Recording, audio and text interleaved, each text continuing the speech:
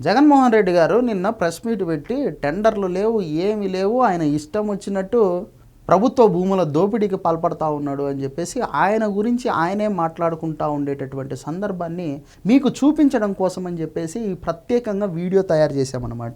మీరు కూడా చూసి తరించండి. జగన్మోహన్ రెడ్డి గారు ఆయన పరిపాలనలో, ఆయన ప్రభుత్వంలో ఏ విధంగా దోపిడీలకు పాల్పడ్డారో ఆయన గురించి ఆయనే చెప్పుకుంటున్నారు. 15,000 కోట్లు 2,000 కోట్ల రూపాయలు చేసే భూములు టెండర్లు లేదు, మన్ను లేదు, పాడు లేదు, ఊరికని ఆయనకు నచ్చింది ఇచ్చేసి నాకింత నీకింత అని పంచుకుంటాను.